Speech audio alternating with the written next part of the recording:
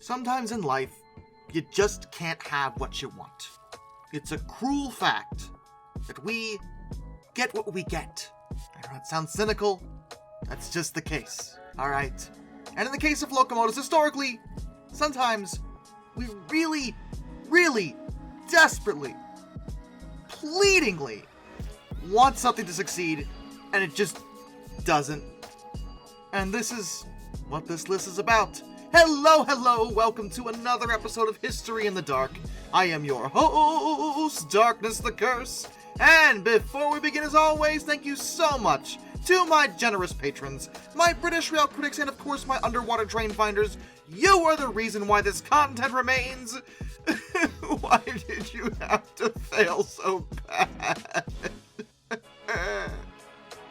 And today, we are going to discuss, well, I decided to get a little more creative with this particular list and kind of integrate my unique perspective on certain things. I'm still sticking to facts, as always, but I am going to factor in my own opinion on some things, because historically we've talked about a lot of really, really bad locomotives, and it's given me so many issues mentally.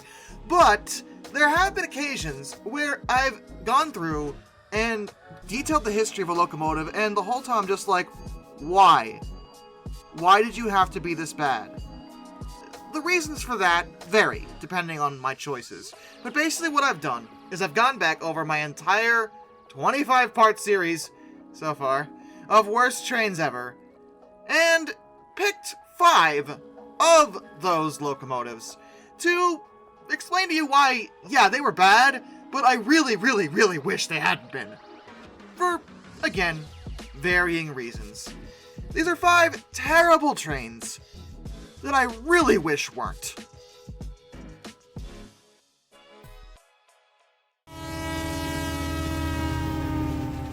The General Electric P30CH, or Pooch, which is what it's nicknamed because of the way you can read out the designation in Leet speak if you want. I'm going to call it Pooch the whole time because I kind of like that nickname. These locomotives were one of the first brand new diesel electrics built for Amtrak by General Electric. Their overall design was actually based on General Electric's U30Cs, but they were given a car body instead, and a very, well, square, Minecrafty appearance, actually, making them quite distinctive. They were operated by Amtrak between 1974 and 1992, so they actually survived a pretty decent amount of time, though only 25 were built for reasons I'll get to. The reason these were ordered in the first place was because Amtrak was given a bit of a tall order in that, well, as a nationalized service, they had inherited a significant bulk of the private railways' passenger lines, but all those railways had vastly different rolling stock. So one of the first things Amtrak had to do was standardize things and replace a lot of the old locomotives. The Pooches were supposed to be a big part of that, and they were first initially ordered in 1974, which was following up an order of 40 EMD SDP40Fs, which were also terrible, but for different reasons. The Pooch was actually the first Amtrak diesel locomotive built from the factory that offered HEP, or head-end power, in the form of 2 Detroit diesel generator sets, which were each rated at 375 kilowatts for a combined power of 750. Head-end power, by the way, or HEP, which is also known as electric train supply, or ETS, is the electrical power distribution system on a passenger train. Basically, if you've ever ridden on a passenger train and there are wall sockets and lights, in the modern day, that's head-end power. That's what that's for. Modern locomotives can supply it, and the Pooch could do that by default. And on paper, they should have been perfectly decent diesels, so what went wrong? Well, it seems to be about everything. They were 6-axled, and they were plagued with mechanical problems. They actually started out okay, but the problems kept building, and General Electric struggled to solve them. Plus, their 6-axle design meant that they couldn't handle certain routes with tighter corners like the 4-axles could. And over time they were superseded by the EMD F40PHs instead, which were great locomotives. Some were actually leased to the Southern Pacific Railroad, but even then they weren't well liked. crews hated them, and management was unhappy with their performance. And the last one ran in 1992, and every single one of them was scrapped. The reason why I wish they had been better is that, frankly, I just think they look so distinctive.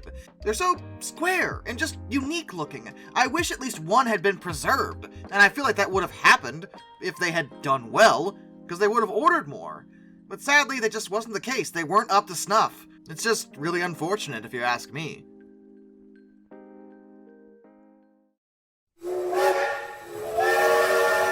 The Pennsylvania Railroad Class FF1. Oh yeah, it's Big Liz! I love this old girl! Only one of the FF1s was ever produced, and she was numbered 3931, and nicknamed, like I just said, Big Liz.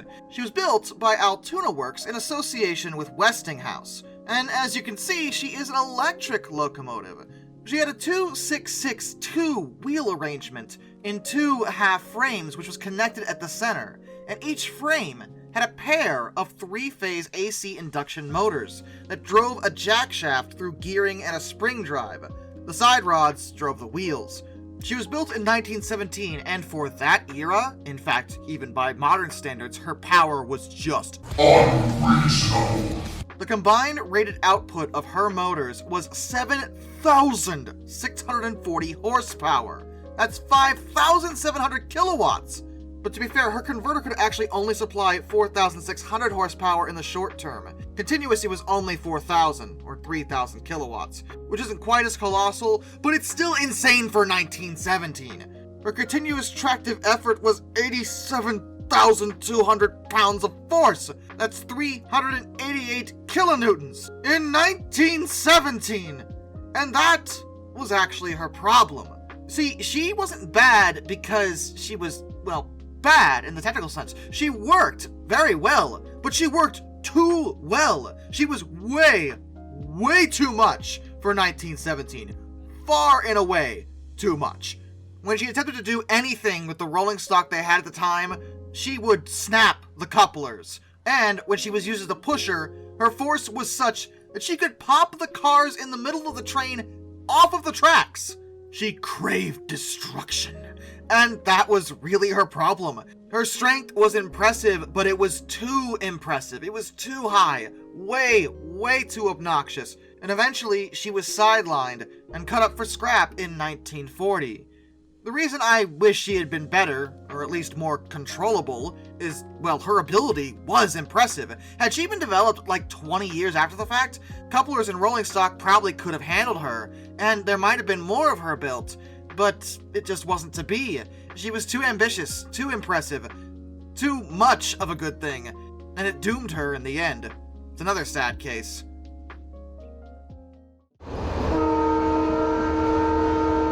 The Baldwin 60,000.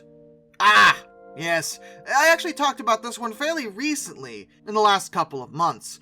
This particular locomotive was supposed to be Baldwin's magnum opus. Quite literally, they set out to make it the best locomotive they had ever built, ever, period, end of discussion. She was a 410, too, constructed in 1926. She had 3 cylinders, weighed 318 tons, including her tender, with a top speed of 70 miles per hour, 110 kilometers per hour, and a tractive effort of 82,500 pounds of force, 367 kilonewtons. She was a beast, and had a lot of really new, innovative technology, like a water tube firebox, which was intended to improve efficiency. And with 3 cylinders, she was actually a compound design. The steam would be sent to the inside cylinder first, and then to the 2 on the outside. She was experimental, but Baldwin did intend railways to purchase locomotives just like her, and she was sent around the country to show off her potential. She actually demonstrated that she was superior in coal and water consumption, and nobody wanted her. What? Why? She was doing so well. What could possibly have gone wrong here? She's a beautiful locomotive with amazing innovative abilities. What's the deal, railways? Well, it was down to a few factors. For one thing, the water tube firebox was neat and all, but the tubes were actually prone to burst inside that firebox, which is bad. No. And as a compound, Well, at that point, US railroads actually didn't like that feature. They didn't really care for that extra complication. Even if it did improve efficiency, it didn't help with maintenance. But the biggest issue seems to be down to, well, her bigness. She was huge and very heavy. She was too much for anything but the most well-built track available, and railroads weren't really keen on dealing with that at that point. Approaching 1940, it might have been different, but not in 1926. And as a result, not a single railroad was interested in anything like the 60,000. But Baldwin didn't give up on their baby, or at the very least, didn't choose to scrap her. For a time, they utilized her as a stationary boiler, but then they donated her to the Franklin Institute. She is currently at the Franklin Institute Science Museum, where she can be seen to this day. So, at least in her case, while I'm sad she wasn't a success because I think a lot of her potential was completely overlooked, she did survive. So that's still a better fate than a lot of the other failures I've talked about before. In fact, everything else on this list didn't get preserved. 60,000 was very lucky. The Pennsylvania Railroad Class K5. Is the Pennsy gonna be a thing on this list? Is that what's happening today? I'm just asking. I don't really care. It just seems weird that they keep showing up. Is British Rail around here somewhere? Anyway, the K5 infuriates me on so many levels. Because, by all accounts, they should have been able to make this work, and just didn't. The K5 was an experimental 462 Pacific that was supposed to replace the K4. Now, the K4 is legendary when it comes to the Pennsylvania Railroad. They were their premier passenger steam locomotive from 1914 through the end of steam. They struggled to replace them. And the K5 was supposed to be the first real attempt at doing that because the K4s, they were good, but they were somewhat underpowered for certain situations. Sometimes the Pennsy would have to double or even triple head certain trains. They needed something larger and more powerful, and they still wanted it to be a Pacific. They liked the wheel arrangement, and the whole concept of the K5 was just to take the K4 and make it more powerful, fix that one issue with them. And okay, that seems like a really reasonable thing to do. So how did that go? Not great. There were actually two different K5s built, but they differed in various ways, because one was built by Altoona Works, and the other was by Baldwin. The biggest glaring difference between the K5s and their K4 cousins was that they had a very, very, very fat boiler. In fact, most of their other dimensions were just bigger than the K4s. When it came to the differences in the prototypes, well, the Altoona built one, which actually was built at Juniata Works, when it had a works plate for Altoona? I don't know why that happened, so whatever. Well, she was numbered 5698. And she had a one-piece cast steel locomotive bed, which actually produced the frame, cylinders, and smokebox saddle as one giant steel casting. That wasn't really a problem though. It was actually a successful experiment, and it would be used again for future locomotives. She had a conventional Walschaerts valve gear as well as piston valves. By contrast, the Baldwin built one, number 5699, used a conventional fabricated locomotive frame, and she had a longer firebox with the feed water mixing chamber in front of the stack and the generator mounted on the right side below the stack. She also had separate cylinder plus half saddle castings. She actually used a Caprati valve gear that actually gave her a higher tractive effort than her sister, though eventually it would be replaced because it was less reliable than the Walschaerts and required more frequent maintenance. She was given a Walschaerts in 1937, so both prototypes eventually became functionally identical. The only difference was their frames, and it didn't really matter either way. They never replaced the K4s. In fact, no more of them would ever be built. They were good enough to keep around. They didn't need to scrap them immediately, but they weren't so good to actually build any more examples. Their power was their biggest Achilles heel because they had practically no extra weight on the drivers when compared to the K4s. And it meant that both K5s would sometimes struggle to start trains. They would slip. It made the Pennsy realize that if they were going to make locomotives this powerful, they would need to utilize larger wheel arrangements like Mountains and Northerns instead. Pacifics just weren't cutting it. They were retired between 1952 and 1953, and both were scrapped. The reason I put them on this list is because, frankly, the Pennsy really desperately needed to replace the K4s. I love K4s, don't get me wrong, but they needed something more powerful, and they never really got around to directly replacing the K4s. Yeah, they had other larger locomotives, but none of them were really direct replacements for the K4s. The next time they would attempt it with steam was with the T1, and those were much better, but then they dieselized, so it didn't matter. I'm just saying, we could have seen more K5s had this plan actually worked, but physics got in the way.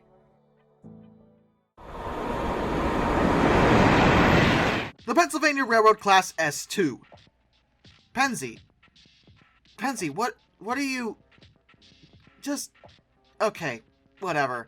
So, the S2 is an interesting locomotive that I talked about a while back, and even then, I did allude to my general disgust with how she failed so hard.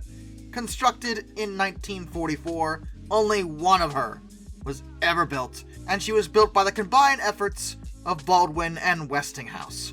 She is not a typical steam locomotive, despite looking like the steamiest steam locomotive you have ever seen in your life. She is a steam turbine locomotive. Oh yes, one of those. And by that point in history, steam turbines had been very useful when it came to marine applications, and the concept of applying them to a locomotive seemed like a sensible course of action, but as we repeatedly stated, and I believe this is the first time I ever talked about it when I talked about the S2 before, rarely do steam turbines work with rail applications. And the S2 is a solid case example of it. She was unique in other ways, though. She is in fact the only 686 wheel arrangement that I am aware of anyway, and she used a direct drive steam turbine that was geared to the center pair of axles, with the outer two axles connected by side rods. The fixed gear ratio was 18.5:1. That was actually meant to prevent energy loss, and she actually had incredible efficiency at speed. 97% to be precise. Only 3% of steam energy was lost within the propulsion equipment, which was insane. And she was the largest, heaviest, and fastest direct drive turbine ever. Combined with her tender, she weighed 468 tons. Her max speed was at least 110 miles per hour, 177 kilometers per hour, though she could have probably gone faster. And her tractive effort was 65,000 pounds of force, 289.13 kilonewtons. So, what went wrong? Well, the thing that usually goes wrong when it comes to turbines: low speeds. Rather, efficiency at low speeds. At speed, when she was going fast, nothing on the Pennsy, possibly no other locomotive in the world at that time, was as efficient as the S2. But when she wasn't going fast, there was a bit of a problem. She wasn't going above 30 miles per hour, 48 kilometers per hour. She used much more steam and fuel than any other conventional locomotive. Her boiler normally operated at 310 psi. But when she was going slow, that could drop as low as 85 psi. And the increased fuel usage at low speeds caused her firebox to run way hotter, with what is called stay bolts to break, which is actually kind of horrifying. And if you're familiar with pretty much any railway operation, you have to go slow sometimes. It's just inevitable. And the S2 could not do that and be efficient, which was her biggest problem. People liked her. She was nicknamed the Big Whoosh, and again, she was very impressive when she was going fast, but her inefficiencies at low speed just couldn't be ignored, and the fact that diesels were incoming meant that the S2 didn't last longer than 4 years. She first ran on March 26, 1945, and was withdrawn in August of 1949. She was scrapped in May of 1952. But why did I put her on this list of locomotives I wish had done better? Are you asking me that? Look at her. She's so cool, you guys! Seriously, I mean, I just love everything about her look. She's so big and powerful and just, yeah, she's gonna pull something, and no, she was a failure, but man, is she cool looking. I wanted her to have sisters. I wanted there to be more than one of her. I wanted her to be preserved so I could go stand next to her and be like, this is so cool. But no, because she's a turbine. And that meant she failed, as pretty much every single turbine does, with very few exceptions. And I know someone in the comments is going to be like, well, actually, this one-time turbines... No! They almost always fail. There's like 2 exceptions in the entire history of locomotives. The S2 is not one of those, and it makes me so upset. But if it's any consolation, Lionel actually wound up making a bunch of different models of the S2, and my grandfather and father each had one of them, respectively. So, I mean, that's something. We're supposed to run our little model railroad and pretend that she's giant and big and impressive, but now she's gone. She's gone forever. All because she couldn't go slow, of all things. How do you even do that? Turbines, guys, I'll never get over it. And with that, a special thank you to all my underwater train finders, Some Do 267, Orange Glass, Benjamin Owens, Pencer Kitchen 101-232, Josh Johnson, Metal for Life Guy, Anzac 81, Arthur Roy, Tommy Rossini, Lord Captain Von Thrust III, Joshua Long, Brian, Jack Carson's Rural Videos, Hayden DeGrow, Master of None, Lord Hoth 444, That Guy with a Beard, Mark Holding, Murder Drones Doll, 8person 723, DM Trouble Typhoon, Alfonso Lapuche, Royal Hudson 2860, Isurfer 1405, Charles Kwiatkowski, Matthew Wolf, Ohio Trucker 1, Mr. Sleepy, Matt Weaver, Alaric Jaspers, Tom Red Lion, NS Productions 8104, Hannah Bird, Hendrick Motorsports Fan 5, Wheeljack 8401, Rescues Greyhounds, Dr. Racer 78, and The Baxter. Till next time, this is Darkness, and I bid you all a fond farewell.